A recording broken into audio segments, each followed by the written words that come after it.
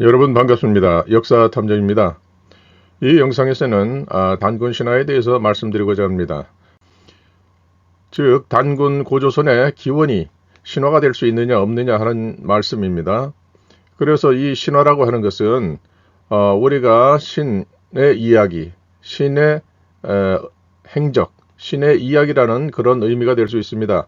그런데 오늘날 우리는 이 신화를 상당히 추상적이고 막연한, 그렇지만은 우리와 관련이 있는 어떤 그 절대적인 존재를 이렇게 얘기한다 볼 수가 있습니다.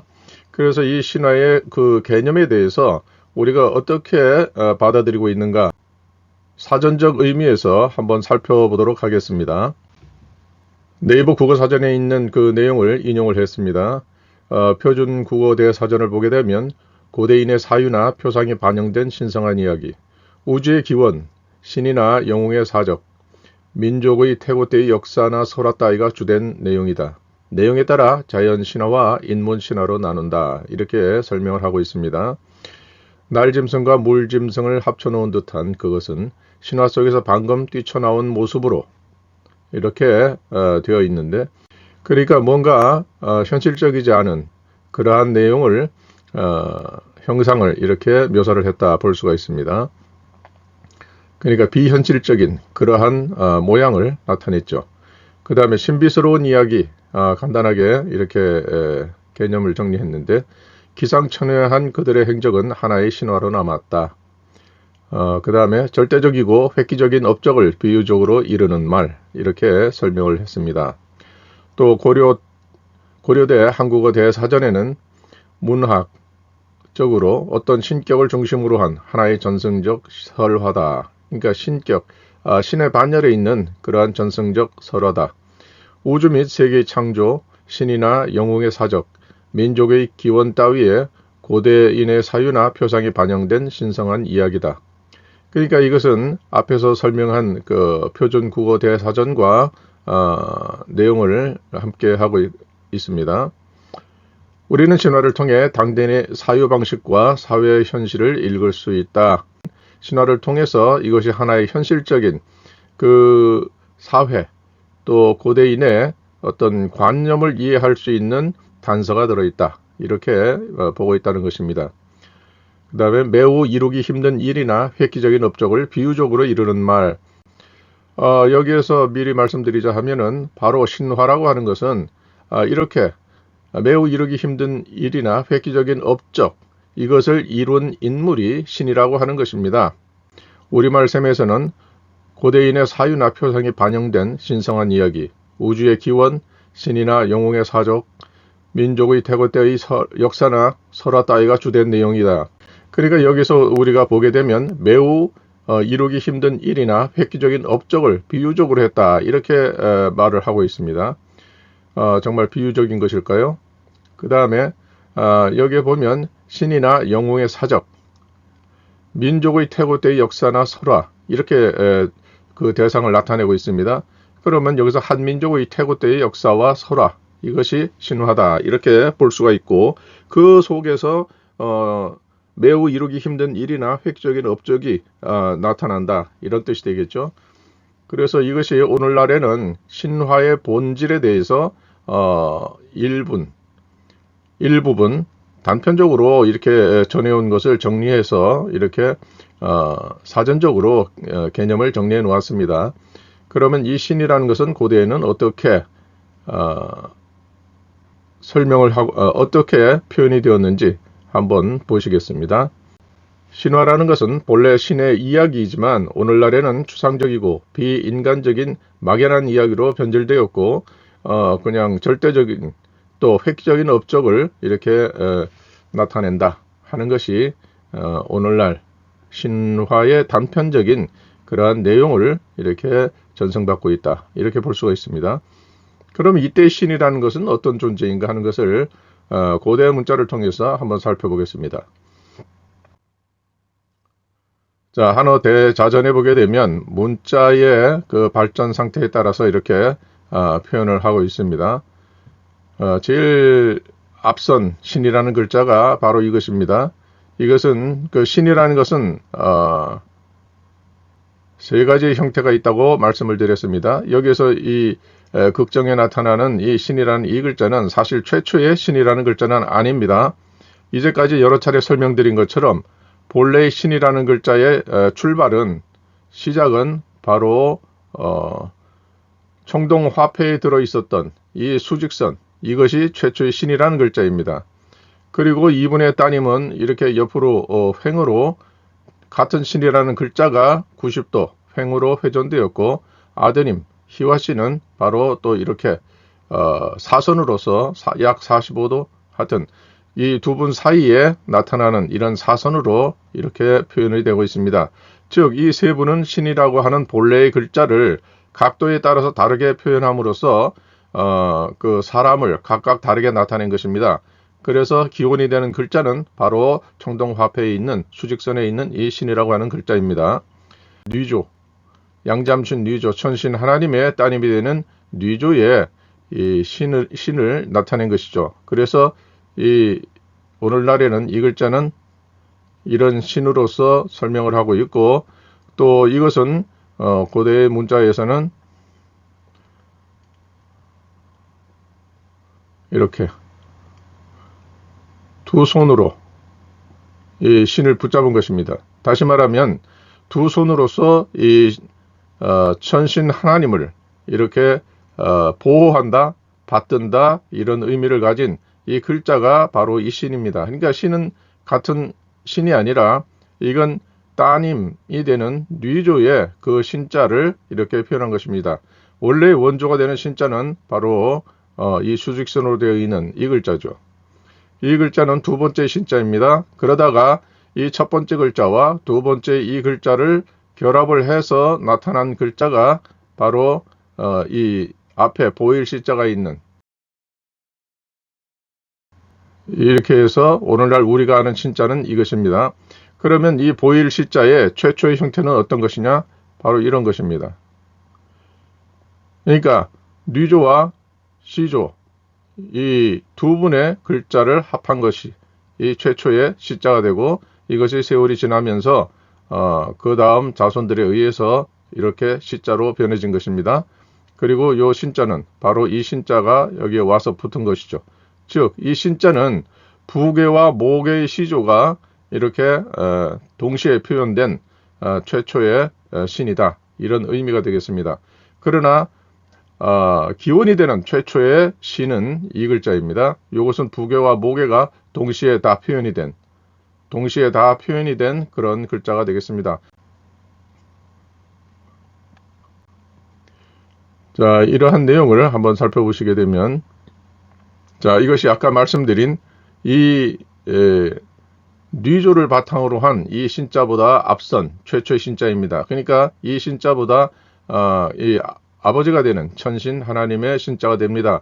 그래서 이 자손들은 바로 이 천신 하나님이 최초의 역사에 등장하는 인물이기 때문에 이분을 영원히 기념하게 되어서 그 자손들은 이분과의 관계를 표현을 하고 있습니다. 여기에 보시는 것처럼 물고기를 자신의 상징으로 했던 이 인물 역시 이 수직선의 이 신자, 천신 하나님의 자손이라고 하는 것을 여기에 표현을 하고 있습니다. 자, 그리고 오늘날 우리에게 전해오는 금관의 그 평면들을 한번 보시게 되면, 이 천신 하나님의 신자는 여기에 이렇게 쭉 길게 이렇게 신자를 표현을 하고 있습니다. 이 신은 여기 옆에 있는 작은 똑같은 모양이지만 작은 모양으로 이렇게 미니어처로 만든 것 같은 그러한 신자가 여기 또 있습니다. 그래서 하나, 둘, 셋 해서 이것은 출자가 아니라 한나라 방식의 삼신을 나타내는 풀초 혹은 철, 이렇게 사용하는 그런 글자로서 이렇게 표현을 했습니다. 이 금관을 보더라도 이것은 한나라 때에 한나라와 관련이 있는 인물이 이 신라의 금관을 썼다. 즉 투후 제천지윤 해가지고 투후의 자손이 한나라 때에 4대 실세로서 막강한 영향력을 행사하다가 왕망의 난에 이어서 그와의 갈등으로 인해 가지고 요동으로 피신을 하고 마침내 우리가 아는 신라 지역으로 와서 이렇게 삼국을 통일하는 그런 역사를 남겼다 하는 것입니다. 그러니까 이 신라인들이 바로 이 한나라 방식으로 이 금관을 만들었다 하는 것은 이 투후가 대륙에서 역사를 이루다가 한반도로 들어왔다. 만주와 한반도를 향해서 들어왔다 하는 그것이 역사적 사실이다 하는 그러한 근거의 하나가 될 수도 있겠다. 이렇게 볼 수가 있습니다. 아무튼 여기서 보면 금관에서 수직선으로 된 이 신이라는 글자가 여기에 그대로 되어 있습니다. 그러니까 이 신이라는 글자가 3개가 있으니까 이건 삼신을 나타내는 것이겠죠. 그 다음에 여기에 보면 꾸불꾸불한 이 형태는 아까 바로 이런 뉘조를 시조로 하는 모계를 나타낸 것입니다. 그리고 이 모계 역시 여기에 보면 신이라는 글자가 또 역시 나와 있습니다. 즉, 이 모계의 기원이 모계가 받드는 인물이 바로 천신 하나님이다 하는 이것을 여기에서 표현해 두었다. 이렇게 볼 수가 있겠습니다. 자, 그 다음에 이건 두 번째 등장하는 신이라는 글자입니다. 이것과 같은 개념이죠. 두 손으로 이렇게 천신 하나님을 받들거나 보호하는 그러한 내용으로 되어 있고, 여기에 이 꺾음으로 되어 있는 이 표현은 이거는 규칙이란 뜻입니다. 법, 규칙 이런 의미로 사용되는 고대 글자인데, 즉 고대에는 바로 천신 하나님을 이렇게 보호하고 받드는 그것이 그때 당시에 엄격한 그러한 규칙으로 작동했다 하는 것을 나타내 줍니다. 마찬가지로 이것이 금문에 이렇게 표현되어 있는데 이것과 같은 그런 형태로 되어 있고, 이러한 표현은 많이 발견됩니다. 이 누에가 꾸불꾸불하죠. 그러한 형상으로서 되어 있는데 이렇게 두 손으로 이렇게 받드는 그러한 모양을 나타냈습니다. 그러니까 이 신이라는 글자는 바로 천신 하나님을 기원으로 해서 뉘조의 따님이 되는 뉘조를 동시에 나타낸 것이다. 그래서 부계의 시조가 되는 천신 하나님과 모계의 시조가 되는 뉘조, 이 두 분을 이 글자 안에 동시에 담았다. 이렇게 볼 수가 있겠습니다. 자, 여기에 보게 되면 이것은 매우 중요합니다. 여기에 보면 바로 앞에 나타난 화폐에 있는 신이라는 글자, 그 다음에 양옆으로 가지가 난 것 같은 것은 이 신의 아드님과 따님을 나타내는 세 분을 나타내는 것입니다. 그래서 이 신이라는 이 글자, 이것을 깃대처럼 표현을 했는데, 이 깃대처럼 표현을 했지만 이것은 사람을 나타내는 것입니다. 사람의 시청을 가지고 이렇게 깃대처럼 또 아니면 새싹이 나는 것처럼 이렇게 표현을 했습니다. 즉 고조선의 출발이 되는 이 삼신 세 분을 나타낸 것입니다. 그 다음에 여기에 보면 역삼각형, 이것은 임금 제자의 시작이 되는 최초의 상형 문자입니다. 그 다음에 이거는 기로 읽지만 그때 당시에는 문헌 기록에 의하면 사로 읽었습니다. 문헌에서는 이렇게 사로 읽었다. 이렇게 설명을 하고 있습니다. 여기에 보면 여기는 이 깃대를 쥔 인물이 장가가는, 즉 장인장모가 있는 그 족단으로 장가를 가는 것이고, 여기에 제4 이렇게 되어 있는 것은 바로 그 족단의 제일 어른이 되는 소호금천씨가 있는 그 족단으로 장가를 간다 하는 것을 알려주고 있습니다. 그 다음에 여기에 조주 이렇게 되어 있는데, 이것은 상형 문자로 된 고대 세 자루의 정동창에 새겨져 있는 그러한 족보가 있습니다. 거기에 보면 3대째에 이 고향 임금님이 바로 이 장가를 가는 이 인물의 친정이다, 친정의 제일 어른이다 하는 것을 알 수가 있습니다. 그 다음에 이 고향 임금님의 아드님이 되는 이 계씨, 고향 임금님의 큰 부인, 주부의 자식이 되는 이 네 분, 이 계씨 중에 장남이 여기에 이렇게 표현되어 있다. 이렇게 볼 수가 있습니다. 그래서 이 신이라고 하는 것, 또 단군 신화에서는 환인으로 설명한 그 인물이 바로 천신상제 신농 하나님이다. 이렇게 볼 수가 있습니다. 그래서 신은 단군의 시조가 되고 고조선이라고 국호로 삼은 것은 바로 이 글자가 조선이라고 하는 좌변의 중앙에 딱 이렇게 그렇게 표현된 것으로 보면 바로 이 글자를 나타낸 것이다 하는 것을 알 수가 있습니다. 그래서 신은 단군의 시조가 되고 고조선의 국호는 신을 기원으로 한다는 정체성의 표현이 되기 때문에 즉 이 단군은 자신이 신이 아닐 뿐 아니라 신화라는 단어의 주인공이 될 수도 없습니다. 다만 단군은 신의 계승자, 천신 하나님의 계승자이고 받드는 사람, 자손이다 이렇게 볼 수가 있고 좀 더 정확히 말하면 단군은 천신, 신농, 환인, 임금의 계승자다 이렇게 이해를 할 수가 있습니다. 자, 여기서 보면 바로 이것이 이 청동화폐에 나타난 이 신이라는 글자, 최초의 고조선이 받드는 최초의 시조다 이렇게 볼 수가 있습니다. 자, 여기 신이라고 하는 것을 이 중문사전이나 한어대자전 이렇게 설명을 살펴보면 신이라고 했는데 천신 이렇게 설명을 합니다. 신은 곧 천신이다. 즉 천이라고 하는 것은 큰 햇님입니다. 큰 햇님이라고 이렇게 설명이 하는 걸 보면 고대에는 이 해도 여러 가지가 있었습니다. 그래서 최초의 기원이 되는 큰 햇님이 있고 그 다음에 아드님과 따님이 되는 작은 해 두 분이 있습니다. 그 다음에는 우리는 이 해에서 태어난 존재이기 때문에 우리는 아래에서 태어났다 이렇게 말을 합니다. 아래라는 것은 순 우리말로 태양이라는 뜻입니다. 해라는 뜻입니다. 그렇기 때문에 아래에서 태어난 것을 믿을 수 없다 하는 것은 바로 자신은 기원을 모른다. 우리의 역사를 모른다. 이러한 고해성사나 다름이 없습니다.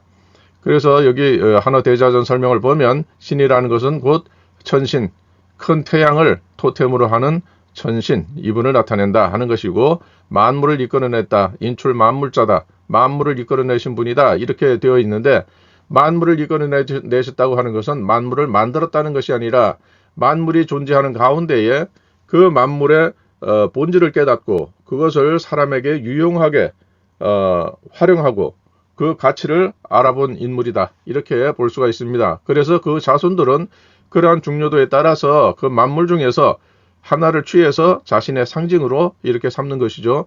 그러면 그 자손들은 나는 바로 그분의 후손이다 하는 뜻으로 그 최초의 시조가 나타냈던 그 상징을 자신들의 족단의 상징으로 삼는 것입니다. 그래서 이 토템이라는 개념이 형성이 되는데 이 토템은 한 인물이 자기가 어디에 속한 인물인가 하는 그 자신의 정체성을 나타내는 그 표준의 하나가 되기도 합니다. 그래서 이 천신 하나님이 계심으로 해서 만약에 이분이 사람이 아니고 사람이 아닌 막강한 절대적인 존재자다 하면은 바로 이분은 사람이 아니기 때문에 자손이 있을 수가 없습니다. 그렇기 때문에 그 자손이 어떤 그 성씨를 가질 수가 없는 것이죠. 그런데 여기 보면 한나라 때에 보게 되면 신묘라고 하는 분이 있습니다. 그래서 여기 신이라고 하는 것이 바로 이 신을 자신의 성으로 삼았다 이런 의미가 되는 것입니다. 고대에는 이 신은 있었어도 이 모계 사회이고 푸나라와 사회였기 때문에 정확하게 나는 누구의 자식이다 이 특정할 수가 없습니다. 아버지가 둘이기 때문에. 그래서 이 성만 가지고 이렇게 얘기를 합니다. 그런데 오늘날 이거 보게 되면 성을 번역을 할 때 성씨 혹은 씨로서 이렇게 설명을 하기도 하는데 이 부분에 대해서는 우리가 고대의 문자를 보고 이게 성인가 씨인가를 분별을 해야 할 것입니다. 그래서 성이라고 이렇게 설명한다고 해서 이것이 모계를 나타낸 것이다. 반드시 모계를 나타낸 것이다. 이렇게 볼 수는 없는 것입니다.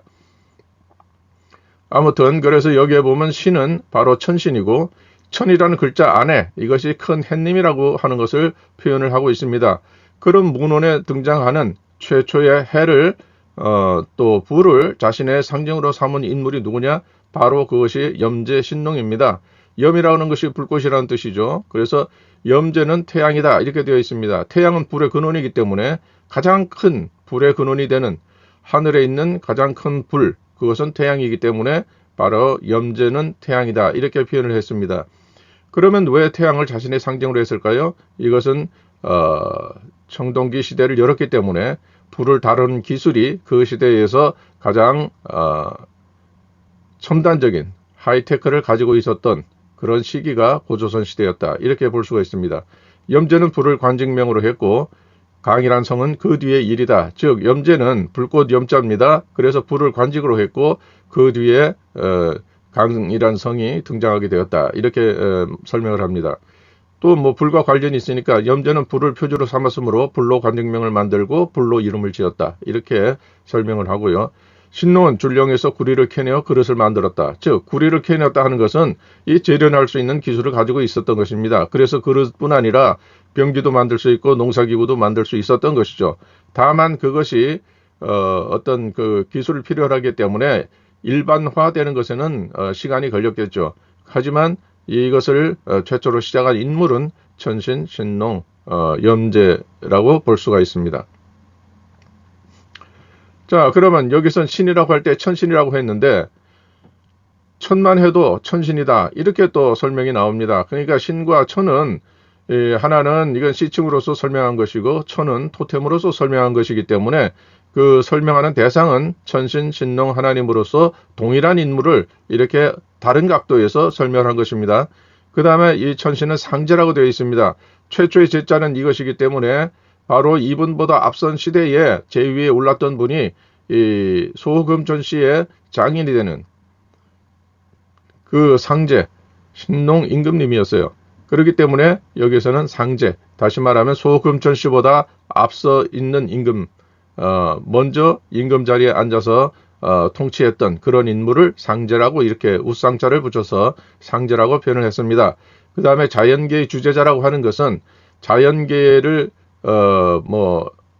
만물을 이렇게 좌지우지했다 이 뜻이 아니라 이미 있었던 만물 가운데서 중요한 그러한 사물의 본질을 깨닫고 사람에게 유익한 그러한 방면으로 활용을 할 수 있었던 그런 분을 나타낸 것이죠. 그렇기 때문에 주제자다 이렇게 설명을 했습니다.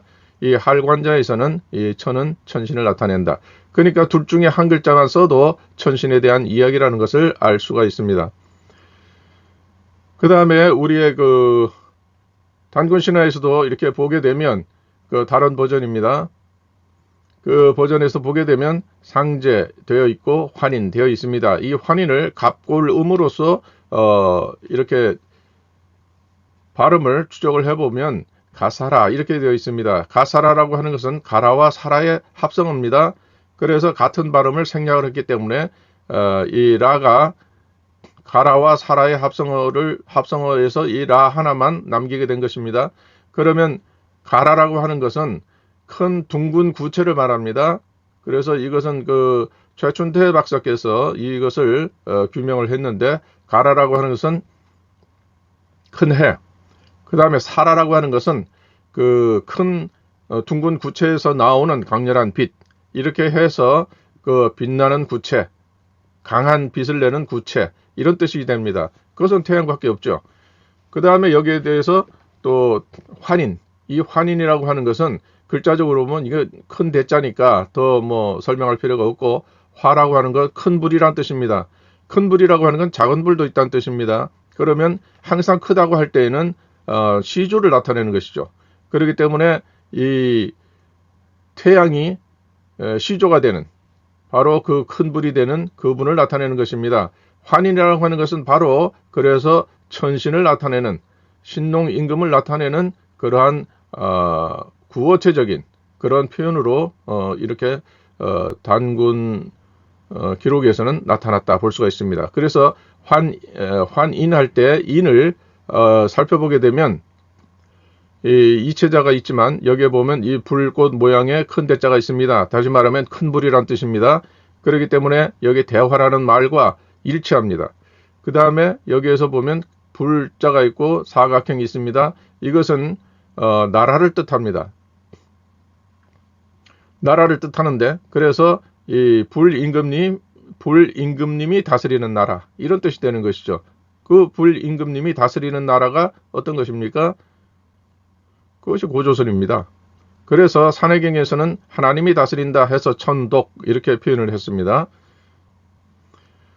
자, 여기에 단군에 대해서 이것을 또 갑골음으로 구성을 해보면 타라와 간 이렇게 되어 있습니다. 타라라고 하는 것은 높다는 뜻입니다. 그래서 높을 고자가 되고 그래서 고구려의 국성은 고로 삼았다. 이렇게 볼 수가 있습니다. 그래서 높은 임금, 존귀한 임금 뭐 이런 뜻이 되겠죠. 그러니까 여기에서는 신의 개념이 들어있지 않습니다. 그렇기 때문에 단군 신화하는 말은 맞지 않다는 것이죠. 단군 신화는 이 신이라고 하는 것은 바로 천신, 염제, 신농 하나님을 나타내는 것이기 때문에 그래서 여기서 신화라고 하는 표현은 단군에게는 쓸 수가 없습니다. 그래서 이 신이라고 하는 것은 바로 단군이 자신의 시조로 여기는 신농 임금님, 곧 환인에 대한 그 내용을 그분의 자손이라고 하는 것을 국호에 담은 것이 단군 조선이라 이렇게 볼 수가 있습니다. 그러면 그와 같은 관점에서 보게 되면 기자조선이나 위만조선이나 다 똑같은 겁니다. 자신이 바로 천신 하나님의 자손으로서 나라를 열었다 이런 뜻이 되는 것이죠. 뭐 주몽도 마찬가지죠. 뭐 일월지자 해가지고 나는 햇님과 달님의 자손이다. 달이라는 건 목의 양잠신을 나타내는 표현입니다. 그렇기 때문에 나는 햇님과 달님의 자손으로서 이렇게 이제 자신을 나타내죠. 그러면 이때의 햇님이라고 하는 것은 해를 토템으로 하는 최초의 인물, 바로 천신상제 신농 임금님을 나타내는 것입니다. 그렇기 때문에 고구려 역시도 고구려 조선이 되는 것이죠. 백제도 마찬가지로 백제 조선이 되는 것이고 신라 역시 마찬가지로 신라 조선이 되고 가락 역시 가락 조선이 되는 것입니다. 즉 고대 사국은 다 자신의 시조를 천신 상제 신농 하나님으로 여겼다 하는 것을 모든 유물에서 다 그렇게 확인을 할 수가 있습니다. 즉 신농 임금님에 대한 그러한 그분의 토템이라든지 아니면 그분의 시칭이라든지 그러한 내용이 유물에 다 그대로 표현이 되어 있습니다. 그렇기 때문에 한민족의 최초의 시조는 단군이 아니라 천신, 상제, 염제, 신농 하나님이다. 이렇게 볼 수가 있습니다. 자, 그래서 신이든 천이든 상제든 환인이든 공통점은 뭐냐? 해를 기반으로 하고 있다. 기반으로 자신들의 정체성을 표현하고 있다고 하는 것입니다. 그리고 때때로는 시칭으로 이러한 수직선에 신자가 들어있는 경우도 적지 않게 발견이 되고 아니면 천, 하늘천 이런 글자로서도 표현하는 것을 우리는 유물에서 볼 수가 있고 제가 여러 영상에서도 그러한 것을 이렇게 설명을 드렸습니다. 자, 그래서 이 천신,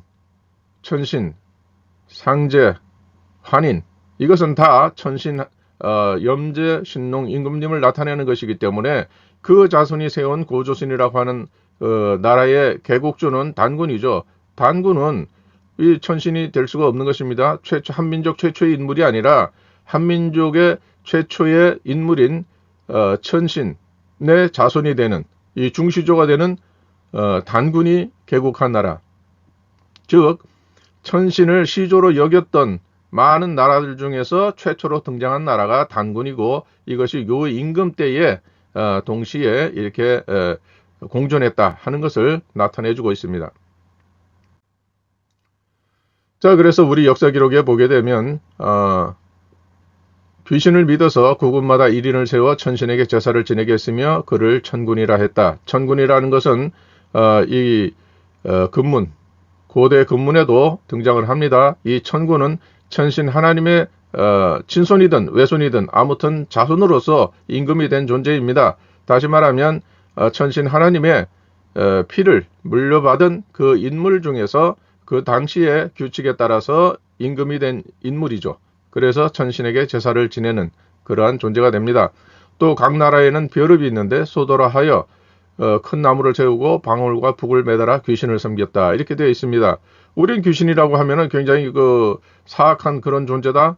또 두려운 존재다. 이렇게 인식을 하지만 귀와 신은 다 성으로 사용된 글자들입니다. 그러니까 고대의 인물이라는 것이죠. 귀와 신은 고대에 존재했던 그 영향력이 컸던 그러한 인물이 되죠. 그 중에 신이라고 하는 것은 바로 천신, 이렇게 신농 임금님을 나타내는 것이고 귀라고 하는 것은 그 상대가 되는 아마 호랑이를 토템으로 하는 황제 족단을 나타내는 것일 것입니다. 그래서 선과 씨를 상징하는 이 두 존재를 이렇게 섬겼다 이런 뜻이 되겠죠. 또 도망하여 그곳에 들어가도 소도에 들어가도 돌려보내지 않아 도적질을 좋아하게 되었다. 그러니까 이건 뭐 악용하는 것이죠. 소도의 본래의 좋은 의미를 억울한 사람을 만들지 않으려고 하는 그러한 피난처를 도덕의 소굴로 만드는 그러한 경우도 생기게 되었던 모양입니다. 소도를 세운 뜻은 부도와 같았으나 선악을 행하는 것에 차이가 있었다. 즉 소도를 세워서 그 뜻대로 이렇게 잘 운영되는 것도 있었고 또 이것을 악용을 해서 도덕의 소굴이 되는 그러한 선악의 차이가 있었다 하는 것이죠. 자, 여기에 보면 병원년에 천군이 이렇게 어떤 잔치 여기에 참여를 하게 되었고 그래서 기후가 기, 천군, 상패, 내정인, 기패, 용작, 부주존이 해가지고 천구 일이 되어 있습니다. 이것은 고령 청동 방울에 나타나는 이 거북이의 그 내용과도 이렇게 관련이 있는 그런 내용이 되겠습니다. 자, 앞에서 설명한 것처럼 귀신을 믿어서 가급에 한 사람을 세워가지고 천신에게 이 제사를 지내게 했다. 그 이름을 천군이라 한다. 이렇게 되어 있는데 이 천신이라고 하는 것이 바로 동이조개로 여겨지는 그러한 우리 민족의 특징을 나타내면서 천제를 지냈다 하는 것이 바로 이 내용입니다. 그래서 천신에게 제사를 드리는 제사를 주관하게 했고 그 사람을 천군이라 한다. 이렇게 되어 있죠. 그리고 여기에 천군이 바로 여기 나타나 있습니다. 이것은 고대에는 가장 나라에서 중하게 여기는 가장 큰 일로 여기는 것이 제사와 군대였습니다. 그런데 군대보다 앞세워서 중요하게 생각했던 것이 제사였습니다. 그렇기 때문에 바로 이 천군이 하는 것은 왕의 특권입니다. 제사를 지낼 수 있다고 하는 것은 그 족단에서 가장 1인자가 됐다. 그런 인물이 되는 것이죠. 고조선 시대의 천신의 자손인 천군이 천신 하나님에게 제사를 수천 년간 계성한 것이다. 그 과정에서 천신은 사람이 아닌 비인간적인 초월적 존재로 여겨져 추상적 개념으로 변하게 되었다. 천군은 천신의 자손 중 종자를 세워 시조 천신에게 제사를 드린 것이 제천의 기원이다. 근에서 열린 연회에서 술을 마셨다. 천군께서는 내정인에게 근패를 주셨다. 이 돈을 사용해서 아버지 정씨, 고향임금, 또 그러니까 아버지 정이라고 했는데 이거는 우리의 발음이 아닙니다. 우리의 발음은 구술주 이렇게 하거나 태양, 일 이렇게 이제 표현을 해야 될 텐데 하여튼 이것은 아버지 햇님에게 그러니까 천신 하나님의 손자가 됩니다. 고향 임금입니다. 아버지 고향씨를 위하여 이 정을 만들어 떳떳이 바친다. 그 다음에 이게 자손 이렇게 해놨는데 이건 잘 모르겠다 이런 뜻입니다. 이것은 천자에게 복종하는 천자에게 복종을 하는 그런 거북이를 토템으로 했던 인물 그 족단을 나타낸 것입니다. 그러니까 이 천자에게 복종하는 그 인물이 이렇게 만들어 바친다. 그러니까 천자를 능가할 수는 없으나 상당히 어떤 배우가 되는 인물이거나 중요한 그러한 힘을 가졌던 인물이다. 이렇게 볼 수가 있습니다. 그래서 이제까지의 설명을 요약을 하면 다음과 같습니다. 천군이 드리는 천제는 천신, 신농 하나님께 드리는 제사로 단군 조선시대 이전부터 행해온 정체성의 확인이다. 따라서 단군 조선, 즉 국호, 고조선은 이 천신을 시조로 하는 나라임을 천명한 것이다. 즉 천제는 천신, 환인을 향한 제사이며 단군은 천신의 자손이므로 천자, 천군이니까 그의 역사는 신화가 될 수 없다. 즉 신화라는 말 속에서 나타내는 신이라는 글자는 바로 단군이 자신의 족보를 국호로 하는 조선이라는 나라를 세웠고 그 족보 중에서 최초의 시조를 바로 천신 환인으로 이렇게 표현을 했기 때문에 단군은 그 자손이기는 하지만 천신의 자손으로 태어나서 이제 이 땅에서의 삶을 마치고 그분에게 본래의 고향처럼 그분에게 돌아갔다 이런 뜻입니다. 그렇기 때문에 단군은 단군에 관한 이야기는 신화로 이렇게 표현할 수가 없고 무슨 그런 방식의 표현을 하고 싶다면 신화가 아니고 단화가 되어야 하는 것입니다. 자, 이상으로서 우리가 단군 신화라는 개념에 대해서 정확한 이해를 하기 위해서 영상을 올렸습니다. 이제까지 봐주신 구독자님께 감사 말씀을 드리면서 다음 영상에서 찾아뵙도록 하겠습니다. 고맙습니다.